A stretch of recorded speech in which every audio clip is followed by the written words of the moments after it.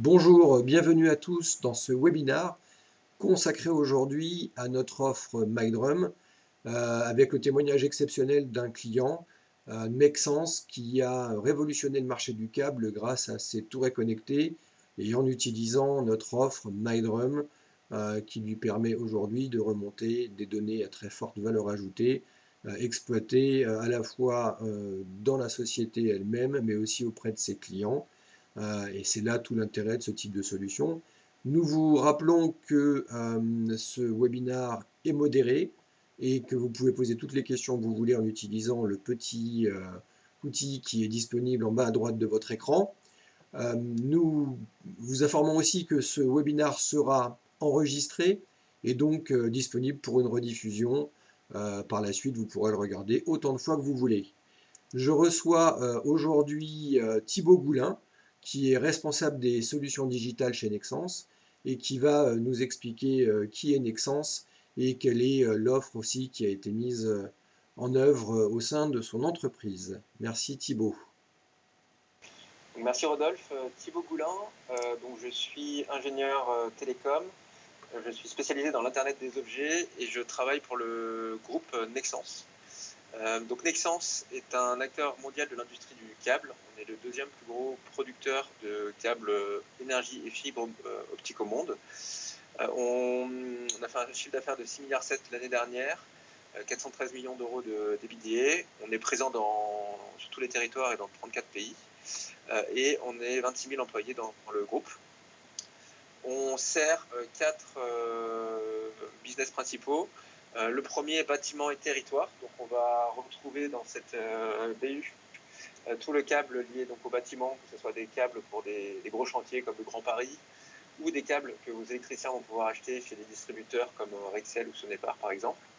On peut également retrouver le câble qu'on va vendre à la distribution chez des Leroy Merlin, Castorama, et ainsi de suite. Donc on trouve tous ces types de câbles dans cette business unit. Et territoire, parce qu'on vend du câble à des opérateurs de réseau d'énergie. Donc la plus grosse régie d'électricité en France, c'est Enedis. Donc on a Enedis dans nos clients, mais on sert les différents opérateurs de réseau moyenne tension dans le monde dans cette business unit. Ça, c'est notre première business unit.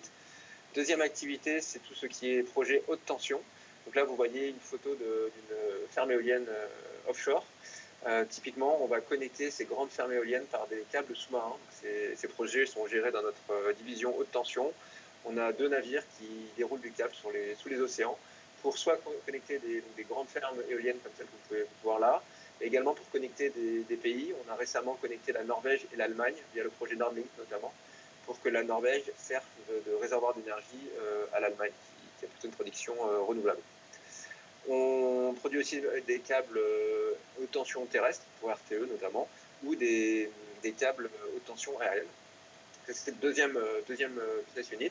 Troisième business unit, c'est tout ce qui est télécom et données, j'en parlais tout à l'heure. On produit du câble cuivre ou fibre optique et on sépare des déploiements de la FTTH pour des grands clients comme Orange par exemple. Donc on fait de la fibre optique pour des déploiements FTTH, mais on fait aussi de la fibre pour des grands data centers. C'est le troisième business unit. Et enfin, dernière business unit, on sert l'industrie. Donc on va produire la plupart du câble Airbus pour les avions. On va faire du câble auto, du câble du rail également. Et on sert également les chantiers de Saint-Nazaire pour du câble de navire. On retrouve également tout ce qui est production renouvelable. Donc on a une grosse activité autour du renouvelable, que ce soit le photovoltaïque ou l'éolien en ce moment. Et également tout type de câbles high-tech. Donc vous aurez compris, Nexans c'est une industrie, on a une longue histoire, Nexans on a 120 ans d'histoire, on était historiquement les câbles de Lyon, donc c'est pour ça que je suis moi-même basé à Lyon. On est devenu les câbles de Lyon, Alcatel, et puis depuis 2000 on s'est séparé d'Alcatel et on est devenu Nexans. Voilà pour la présentation de Nexans. Merci. Merci Thibaut. Je vais en profiter pour présenter Fly4You. Alors Fly4You, nous sommes experts en connexion d'objets industriels, une quinzaine de personnes, une vingtaine d'années d'expérience dans la supply chain, et on a à peu près entre 20 et 30 000 objets industriels connectés aujourd'hui, plus un certain nombre qui sont en cours de déploiement actuellement. On a surtout une proposition de valeur unique en Europe à travers notre technologie qui s'appelle l'Edge AI Low Power, c'est-à-dire de l'intelligence artificielle embarquée à très très faible consommation d'énergie, et je devrais dire aussi à très faible consommation de communication, ce qui nous permet en fait de faire des traitements embarqués et de générer de la donnée métier à très forte valeur ajoutée pour l'industrie. On a 5 verticales métiers aujourd'hui sur lesquelles justement on peut développer notre expertise, que sont donc la partie transport avec du suivi de remorques, le touret connecté, l'industrie du câble, les RTP, donc les packaging réutilisables, les bennes, en particulier le suivi de remplissage de bennes, et puis la partie aéronautique dans laquelle on va faire à la fois du suivi de pièces détachées, d'avions, mais aussi d'ULD, donc de conteneurs, dans la partie transport aérien. Et nos clients sont en grosse majorité des clients grands comptes, dont Nexans qui nous fait l'honneur d'être là aujourd'hui. On a une solution qui est adaptable aux environnements métiers, et c'est sa force, qui se compose de 3 grands environnements. Un environnement qui est celui du boîtier. Donc nous, on a choisi aujourd'hui de maîtriser le hardware en tant que tel, et puis surtout les composants, la sélection des composants qui sont à l'intérieur. On va retrouver l'accéléromètre 3D, on va retrouver le GPS bien entendu, plus toutes les unités de traitement qu'on va pouvoir utiliser, notamment pour faire fonctionner notre intelligence artificielle, et du machine learning derrière pour améliorer l'algorithmie en fonction des comportements que l'on va pouvoir déterminer. Tout ça étant bien évidemment challengé par du deep learning. À partir du moment où il y a une certaine quantité de données, on va pouvoir en déterminer des algorithmes d'exploitation en fonction d'objectifs qui seront fixés à l'avance. Ça encore, c'est la spécificité de Fly et d'avoir la technologie embarquée Edge AI Low Power. Deuxième grand environnement, c'est la partie communication, où là on va travailler en fonction des besoins de nos clients, avec des réseaux qui peuvent être LP1, donc plutôt basse couche, type Sigfox ou LoRa, NB-IoT aussi, et on va commencer à monter dans les couches un peu plus élevées, vers le cellulaire, type LTE-M ou autre, dont on a besoin en fonction des zones géographiques dans lesquelles on va être. Le troisième environnement qui est important pour nous, c'est la partie plateforme de service, là qui elle-même est composée de 2 axes. Un premier axe qui est la partie réception des données, nettoyage, traitement, stockage et enrichissement, qui est vraiment le cœur de la plateforme. Et de notre côté, la diffusion et l'accès aux données, soit à travers des applications web qui vont être directement utilisées par les utilisateurs à travers leur interface web. Donc là, on va avoir des applications qui vont être très dépendantes de la verticale métier dans laquelle on est. Et puis, bien entendu, des interfaces et des API qui permettent de communiquer entre notre plateforme et les plateformes de nos clients, les systèmes d'information de nos clients, qui peuvent être des ERP, qui peuvent être des outils de gestion de transport, ou qui peuvent être des outils d'ordonnancement, par exemple, pour traiter des données qui sont liées à l'optimisation d'actions sur le terrain. Cette plateforme, elle est donc Big Data, Open Source, ouverte et agile.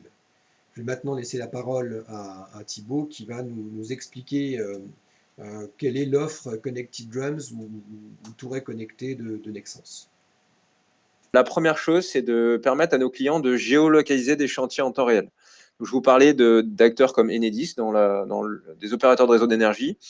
Ces acteurs font souvent appel à la sous-traitance pour gérer des chantiers, et donc ils ont un fort intérêt à suivre, géolocaliser des tourets chez eux, sur des entrepôts, mais également sur des chantiers de leurs sous-traitants. Donc c'est le premier point, on a développé un système de tourets intelligent qui est géolocalisé par GPS.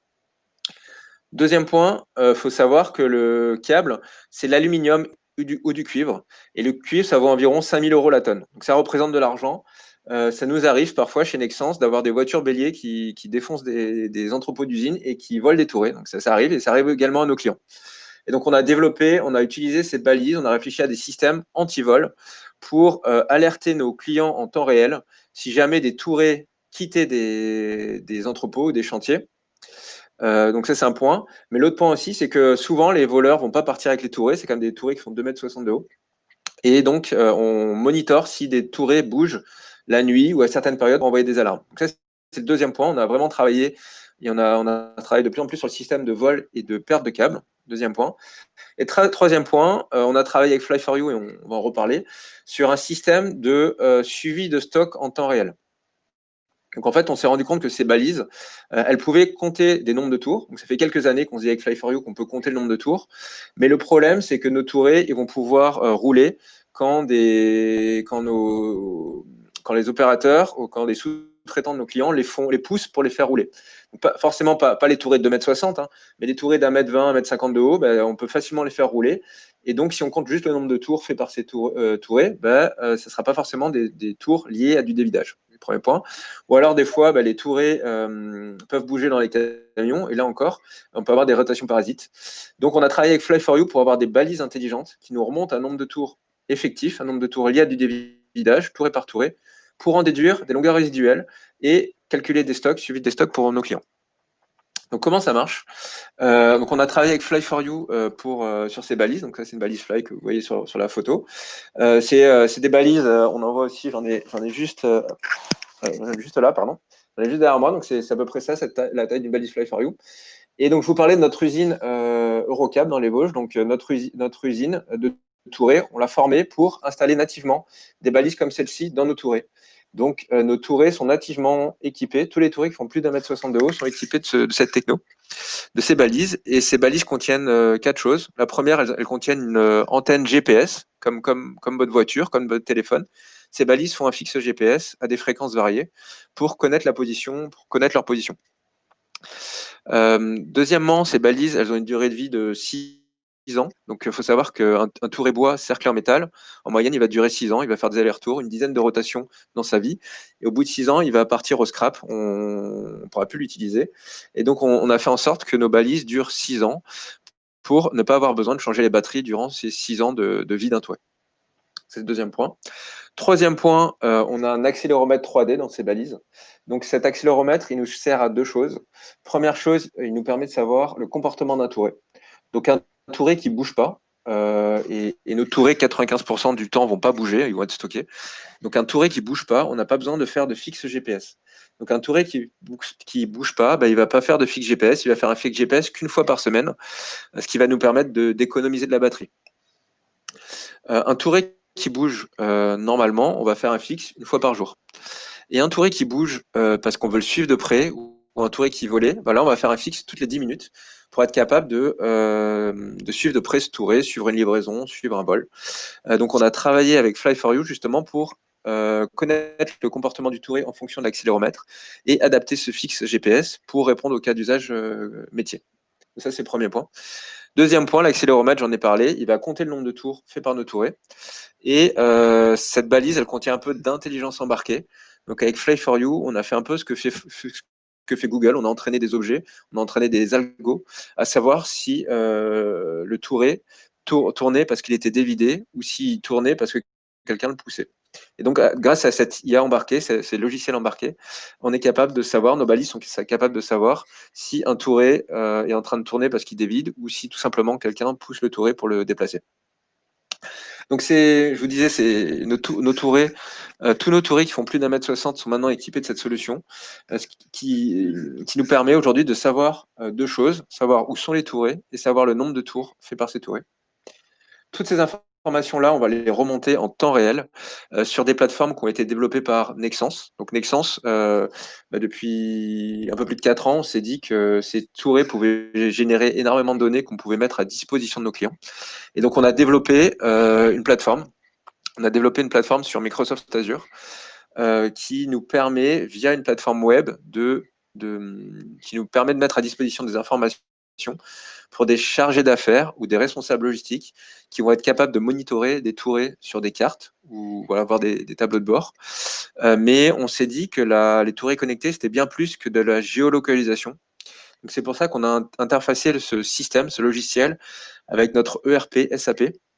Si bien qu'aujourd'hui, un touret connecté, c'est pas que de la géolocalisation de touret, c'est aussi des informations métiers. On a enrichi la plateforme avec des informations métiers, type longueur de câble, type de câble, responsable de chantier. Donc toutes ces informations métiers sont poussées par SAP, si bien qu'aujourd'hui, nos clients, des chargés d'affaires ou des responsables logistiques, sont capables de voir des tourées, mais aussi de savoir quel est le type de câble présent sur ce touret, quelle était la longueur du câble quand il a quitté l'usine, qui est le responsable de chantier, quel est le chantier de destination. Donc c'est une offre qui est bien plus large que la géolocalisation. Donc ça, c'est la partie web. Et on a développé aussi une application mobile à destination d'opérateurs, de sous-traitants de nos clients, pour que ces opérateurs sur chantier soient capables de se loguer sur un touret, ou via un QR code, un code barre.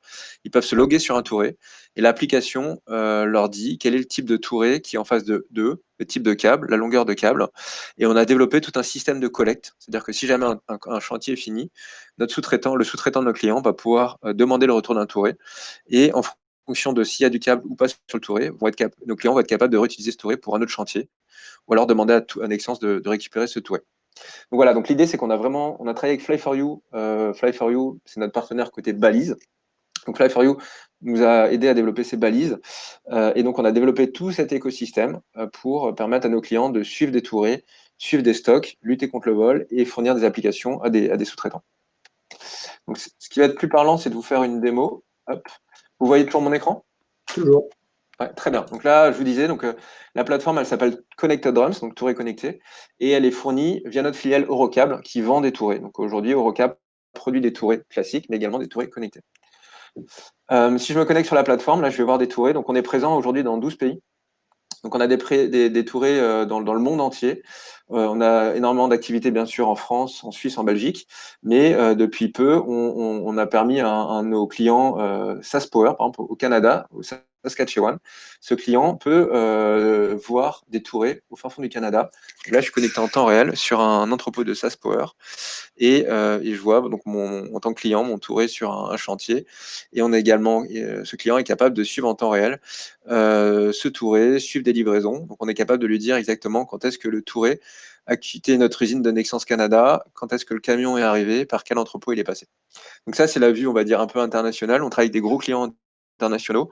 Au Canada, vous voyez, on est présent en Russie, en Turquie, en Suède, à Dubaï, en Australie, Nouvelle-Zélande, et on est très présent aussi en Amérique latine et Canada.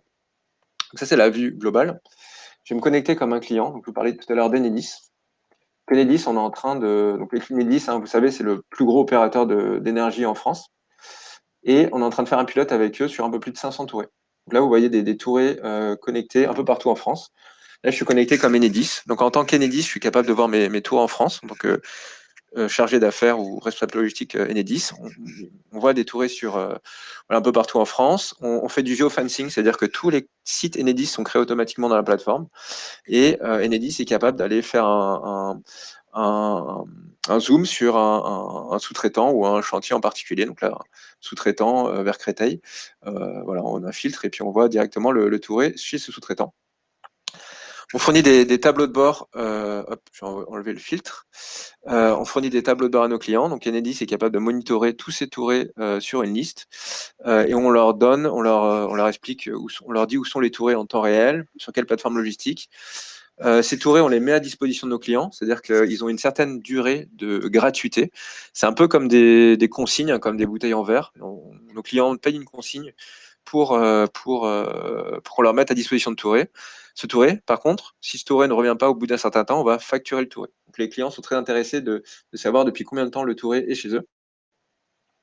Donc là, c'est un certain nombre de dashboards qui permettent à nos clients de monitorer leur flotte de tourets. Et si je vais sur un touret en particulier, donc je vais prendre un touret au hasard. Là.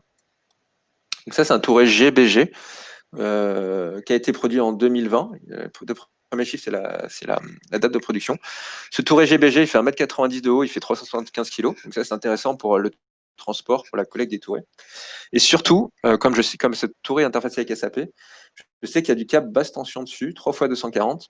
Je sais qu'il y avait 250 mètres de câble quand le touret a quitté l'usine. Et je sais qu'aujourd'hui, grâce au contour, il reste 140 mètres de câble dessus. En tant qu'employé Enedis, je peux voir où est mon touret. Donc là, je suis dans la région de Lyon, Saint-Priest, à côté de Lyon. Donc je suis capable de voir quand est-ce que le touret a quitté mon usine. Et je sais sur quel site est mon touret. Et surtout, je connais l'historique de coupe de câbles. Donc ça, c'est une nouveauté qu'on a mis en place depuis début d'année. Et je sais donc, grâce aux balises, que 75 mètres de câbles ont été coupés le 30 juillet et 34 mètres le 7 octobre. Donc je sais la longueur qui reste sur mon touret. On fournit également donc je vous disais, la plateforme est interfacé avec SAP. Donc, nos clients sont capables de voir toutes leurs commandes et toutes les informations liées à leurs commandes grâce à ces API, à ces interfaces automatiques. On fournit des dashboards et on permet aussi à nos clients de gérer eux-mêmes leurs utilisateurs, que ce soit des employés Enedis, enfin des employés, des employés directs ou des sous-traitants. Nos clients mettent cette application mobile à des sous-traitants. On gère également des sites. Je parlais de geofencing tout à l'heure. Donc, tous les sites de construction de nos clients sont créés automatiquement dans la plateforme grâce à SAP. Et donc, tous les sites de construction, les entrepôts sont connus par la plateforme. Et donc, on est capable d'informer en temps réel nos clients de quand est-ce que les tourés ont quitté nos chantiers, nos usines, pardon, quand les tourés ont quitté les centres logistiques ou quand ils sont arrivés sur chantier. On fait exactement donc ce que fait un Chronopost ou un Amazon, c'est-à-dire qu'on informe en temps réel nos clients de l'état d'avancée de leur livraison. On les informe en temps réel de quand est-ce que les tourés ont quitté les usines, des différents statuts. On gère 7 statuts différents en fonction de la localisation du touré. Donc voilà pour la démo de la plateforme. Je vais revenir sur la présentation. Vous voyez la présentation? C'est bon? Oui, là non. Non, on est surtout l'armée. Voilà. C'est bon? Ouais. Vous êtes revenu sur la présentation? Ok, super. Donc Touré connecté aujourd'hui, c'est plus d'une dizaine de clients. Je vous ai parlé d'Enedis, SSE en Angleterre, Fluvius, donc ça c'est des opérateurs d'énergie. SaskPower, vous avez vu des Touré au Canada, c'est notre client SaskPower. Donc ça c'est plutôt des opérateurs d'énergie. Mais on travaille aussi avec des opérateurs d'infra, donc on a fait des projets, des pilotes avec Alstom ou SNCF. Mais on travaille aussi avec des opérateurs de télécom, fibre optique. Donc on a équipé des Touré qui font un mètre de haut, qui déploient la fibre optique pour un client comme Orange par exemple. On va parler de l'intérêt client. Donc ça, c'est le cas d'un opérateur d'énergie. Donc vous voyez, c'est en dollars, donc c'est pas en France. C'est un client à qui on livre Pardon 4000 Thibaut, on tourées. voit pas Oui. peut-être qu'on voit pas la même presse, mais c'est pas grave, je le passe. T'inquiète. Je sais pas. Là, je suis sur le slide valeur client. Ouais, c'est ça, tout à fait, mais je viens de le mettre. Je sais pas D'accord, s'il ok. peut plus à la main pour ça. Ok, très bien. Donc ça, c'est la valeur pour notre client. Donc ce client, on lui livre 4000 tourées consignées. C'est le système de bouteille en verre dont je parlais tout à l'heure. On lui met à disposition 4000 tourées. Donc, il nous donne un deposit de quelques centaines de dollars par tourée. Donc, pour ces 4000 dollars, ça représente environ 1,5 million de dollars par an, qui est immobilisé en fait. C'est un dépôt. Et donc, sur ces 1,5 million, faut savoir qu'il perd l'équivalent de 500 000 dollars. Donc, en fait, sur ces 4000 tourées, il faut savoir que 1500 tourées ne reviennent pas. Donc, il perd 1500 tourées tous les ans. Et donc, ces tourées qui ne reviennent pas, on lui facture. Donc, c'est l'équivalent de 500 000 dollars qu'on va lui facturer tous les ans parce qu'il ne nous renvoie pas ses tourées. Ça, c'est le premier point. Deuxième point, c'est 1,5 million. C'est de l'argent immobilisé. C'est de l'argent qu'il ne peut pas investir. Et typiquement, s'il avait mis cet argent en banque à 6%, on va dire, il aurait gagné 100 000 euros. 100 000 dollars, pardon. Donc ça, c'est également de l'argent perdu, de l'argent immobilisé. Et donc, on estime que ce client perd l'équivalent de 600 000 dollars tous les ans, tout simplement parce qu'il perd des tourées ou il y a de l'argent qui est immobilisé. Donc, il y a 600 000 dollars qui sont perdus. Et grâce aux tourées connectées, grâce à cette solution, on pense que les tourées vont revenir plus vite chez nous. Donc, on estime que les taux de rotation vont être améliorés de 25% environ. Et on estime surtout que les pertes de tourées vont diminuer de 90%, parce qu'on sait exactement quand sont les tourées, donc la plupart des tourées vont revenir. Et donc, on estime que ce client va économiser plusieurs centaines de milliers de dollars par an. Donc, on est parti sur 200 000 dollars par an pour ce client, mais je pense qu'on reste assez conservateur. Donc, je passe sur la roadmap. Ouais. C'est bon. Je vous disais tout à l'heure, on travaille avec Fly4You depuis un peu plus de 4 ans maintenant. On a commencé en 2016 avec Enedis en région de Toulouse avec un pilote sur 80 tourées. À l'époque, c'était des balises, les premières balises Fly4You, une plateforme Fly4You pour faire un pilote. Et donc, on a validé la valeur du client. Donc là, on a travaillé avec Fly4You sur le sujet. Quand la valeur, on a fait un POC, un démonstrateur. Quand cette valeur a été prouvée, on a décidé de développer une plateforme. Donc, c'est la plateforme SaaS que je vous présentais tout à l'heure, qui a été développée en 2017. Donc, on a commencé par développer cette plateforme, l'interfacer avec SAP.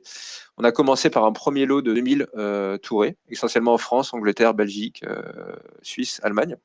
Et on a embarqué notre premier client. Donc, on avait d'abord commencé avec Enedis en 2016, mais on a beaucoup travaillé avec un client qui s'appelle Fluvius en Belgique. Et sur 2017-2018, on a beaucoup travaillé avec ce client pour faire évoluer la plateforme. pour voir la plateforme pour obtenir la plateforme que je vous ai montrée tout à l'heure. Et donc j'en ai parlé tout à l'heure aussi. On a vu avec Fly4You qu'il fallait faire évoluer les boîtiers, qu'on avait besoin d'un compte tour. C'est bien de faire de la géolocalisation, mais c'est encore mieux de suivre des stocks en temps réel. Et donc sur 2019-2020, on a travaillé avec Fly4You sur ces nouvelles balises avec de l'intelligence embarquée pour compter le nombre de tours. Et surtout, on a aussi fait évoluer notre plateforme pour traduire ce nombre de tours en longueur résiduelle. Donc le nombre de tours, faut le traduire en longueur avec des algorithmes qui prennent en compte les dimensions du touret, du câble. Voilà, donc on a dû interfacer notre système pour prendre en compte toutes ces informations. Donc cette nouvelle plateforme, elle est disponible depuis début 2020, ce qui permet à un client comme Enedis de suivre ses stocks en temps réel sur la plateforme. Donc ça, c'est ce qu'on a fait les 2 dernières années. Et puis là, on se rend compte qu'il y a énormément de choses à faire sur la data, la donnée. Je vous parlais de Microsoft Azure. La plateforme tourne sur Microsoft Azure et on est en train de brancher des systèmes comme Power BI pour faire de l'analytics, des systèmes comme Power App pour faire des petits développements mobiles. Et donc, on travaille énormément sur la donnée et on pense que c'est vraiment là où on va trouver de la valeur. Et donc, on prévoit de sortir une nouvelle version, une V3 de Touret Connecté l'année prochaine. Voilà, côté Nexans. Je ne sais pas si tu veux dire un mot côté Fly, Oui, Rodolphe. oui, c'est très symptomatique de la manière dont on travaille avec nos clients. La première chose que je retiens qui est importante, c'est le fait d'avoir, dans ce cadre-là, Nexans qui est un pourvoyeur de valeur ajoutée, mais surtout le client utilisateur.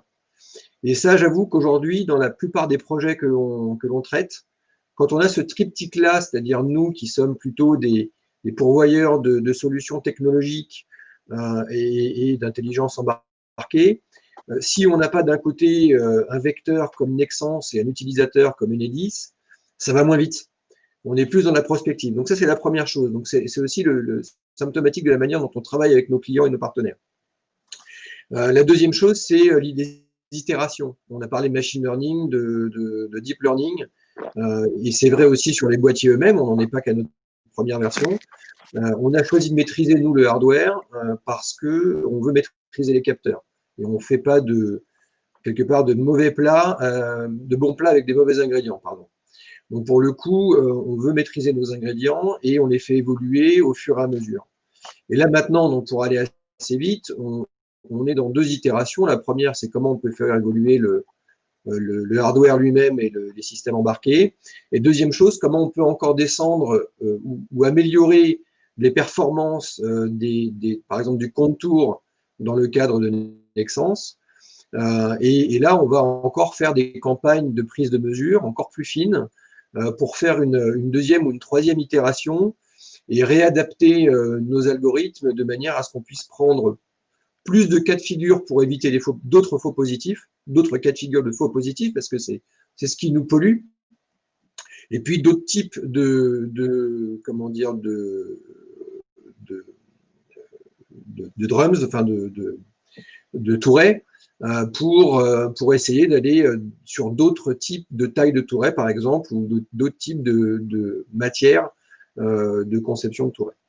Voilà, donc c'est la manière dont on fonctionne avec des itérations, avec nos clients et avec leurs consommateurs de données. Voilà, voilà. Ça, c'est pour la conclusion. Merci Thibaut, merci de cette transparence qui est vraiment appréciée, je pense, et qui est appréciable par tous les gens qui peuvent regarder ce webinaire. Alors, quelques questions. Alors, je pense qu'elles sont doubles. J'en ai une première, c'est est-ce disponible dans toute l'Europe? Je pense que tu y as répondu de ton côté, Thibaut. Oui, Donc oui, c'est disponible dans le monde entier. Hein. Pardon. Voilà. Et en Europe en particulier, bien sûr. Si derrière ça, il y en a une autre question, c'est quel type de connectivité utiliser? Je pense qu'il n'y a pas qu'une réponse. On l'a vu. Je pense qu'en fonction des pays dans lesquels on est ou dans les zones dans lesquelles on est, on va adapter la connectivité. Et ça, c'est le premier enjeu. Après, je ne sais pas si toi, tu as un retour d'expérience aussi sur les comportements des uns et des autres. On a beaucoup travaillé avec des réseaux LPWAN au début, que ce soit LoRa, Sigfox. un gros partenariat, on va dire, avec Sigfox, parce que l'avantage de Sigfox, c'est qu'on a du roaming intégré, ce qui n'était pas forcément le cas avec Laura quand on a démarré le projet il y a quelques années. Donc, il faut savoir que nous, nos produits, enfin, on a des usines, on fonctionne par plaque. Et donc, par exemple, tout le câble moyenne tension européen est produit à Bourg-en-Bresse, à côté de Lyon. C'est-à-dire qu'on va livrer du câble moyenne tension, je vous ai parlé de Fluvius en Belgique, on va livrer en Belgique ou même en Norvège depuis Bourg-en-Bresse. Et donc, on ne peut pas se permettre de perdre des tourées à la frontière. Donc, on a besoin de réseaux internationaux et on a besoin d'un roaming natif dans nos solutions. Et c'est pour ça qu'on a beaucoup travaillé avec Sigfox. Et je vous montrais tout à l'heure, on déploie maintenant au Canada, au Chili, un peu partout dans le monde. Et là, on se rend compte que des réseaux LP1 comme Sigfox ne sont pas encore très présents. Ils sont très présents en ville pour des sujets autour de la smart cities. Mais en campagne, nous, nos clients sont à la campagne. C'est vraiment, on tire des câbles un peu partout. Et donc là, on travaille beaucoup sur des réseaux 2G, 3G, 4G, LTE-M. On se rend compte que la 4G marche bien avec le LTE-M, notamment pour sauvegarder de la batterie. Par contre, c'est encore peu déployé à la campagne. Surtout, je vous parlais du Canada, l'Australie. Donc voilà, ça dépend. Nous, en fait, du coup, on est obligé de jongler entre des pays où ils sont en train de décommissionner la 2G. Parce que la 2G, l'avantage, c'est que ça marchait partout. Par contre, c'est en train de la décommissionner. Donc, on jongle entre ce sujet-là du décommissionnement de la 2G et le sujet du déploiement de la LTE-M, de la 4G, qui n'est pas encore présent sur tous nos territoires. Donc, j'ai envie Évidemment, de dire, et le tout en ayant des contraintes. on jongle voilà, d'un réseau à l'autre. Ça fait. Et le tout en ayant des contraintes d'environnement qui sont, j'ai peu d'énergie disponible parce que je suis pas connecté temps réel. Je suis pas connecté, pardon, en alimentation permanente et la communication, elle n'est pas forcément disponible en temps réel non plus. Sinon, ça consommerait la batterie de manière exagérée. J'ai une autre question, merci Thibaut, j'ai une autre question sur, qui nous est plus adressée, je crois. Est-ce que vous vous appuyez sur de la sous-traitance en matière d'intelligence artificielle ou est-ce une technologie propriétaire? Alors nous, c'est une technologie propriétaire, c'est notre savoir-faire. Donc ça répond à la question. Thibaut, de votre côté aussi, je pense qu'il va y avoir des développements d'intelligence artificielle côté exploitation de données, vous en avez parlé. J'ai Oui. envie de dire en Oui, business intelligence derrière. tout à fait. Donc, on a deux leviers. On a notre partenaire, donc Fly4You, sur les objets. Il y a de l'intelligence embarquée dans les devices. Après, on pense que la donnée est très importante. C'est pour ça qu'on a développé cette plateforme sur Azure chez nous. Parce qu'on enrichit cette donnée avec des infos métiers. Je parlais de SAP. J'en ai pas tellement parlé, mais nos clients, c'est des gros clients. Ils ont leur système d'information. Donc là, on travaille de plus en plus sur des systèmes d'API. C'est-à-dire qu'aujourd'hui, nos clients accèdent à nos plateformes. Mais demain, on va alimenter automatiquement les SAP ou autres ERP de nos clients avec cette information. C'est-à-dire que là, on travaille énormément sur la data, sur les API, c'est des messages vraiment clés pour mettre à dispo la data plutôt que mettre à dispo des interfaces web. Et on travaille donc avec des partenaires comme Microsoft pour permettre à nos clients d'adapter leur dashboard. Donc en fait, on a des dashboards standards qu'on a vu dans la plateforme, mais de plus en plus, nos clients veulent adapter, choisir leurs propres indicateurs.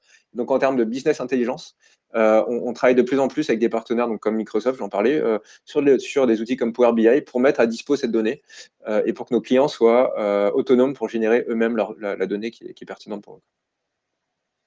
Ok, alors je sais pas, j'ai l'impression qu'il n'y a plus de questions. Je laisse une minute pour les retardataires s'il y en a qui veulent poser des questions additionnelles.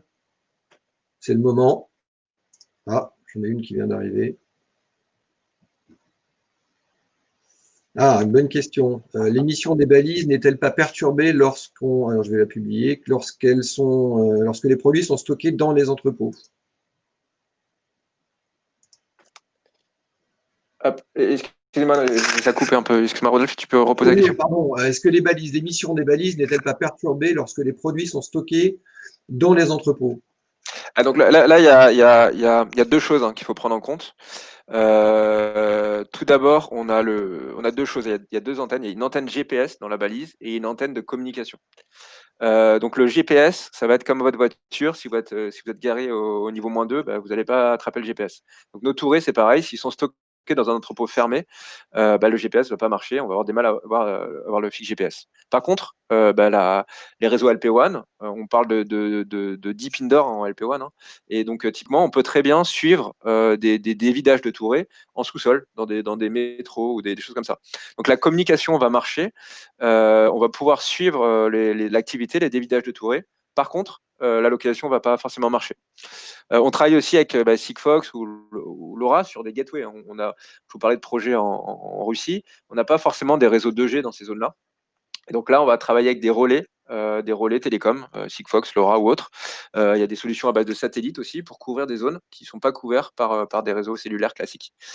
Donc voilà, donc pour répondre vraiment sur le côté indoor, la com va passer, on va suivre des chantiers. Par contre, il y aura pas de géoloc. Par contre, on travaille aussi on a travaillé avec Fly sur des solutions de beacon. On peut faire de la géolocalisation indoor aussi. Ouais. Les balises intègrent du BLE, du Bluetooth. On peut faire de la triangulation avec des beacons BLE.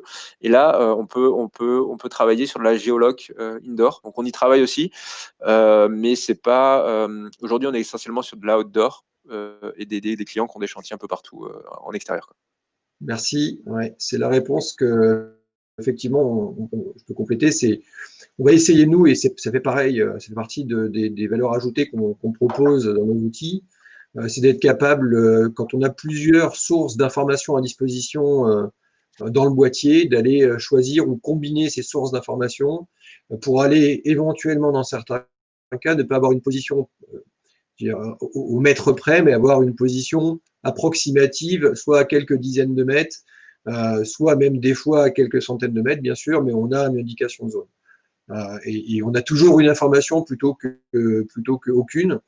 Mais dans tous les cas, nous, on va la caractériser de manière à ce que les utilisateurs, nos clients, aient cet indicateur de prise d'information et puissent la traiter de la meilleure manière du monde et l'identifier de la meilleure manière du monde. On fait la même session en anglais dans quelques minutes pour ceux qui voudraient avoir une deuxième session et en anglais. Sinon, ce sera disponible en rediffusion à travers les communications qu'on pourra faire. Je remercie tous les participants d'être là et puis je vous dis à très bientôt pour un autre webinaire et merci à Thibaut pour sa participation. Oui, merci à tous et n'hésitez pas à prendre contact avec nous, que ce soit sur LinkedIn ou autre, si vous avez besoin d'échanger ultérieurement sur notre solution Touré Connecté notamment. Voilà, merci beaucoup Rodolphe. Très bien, merci à vous.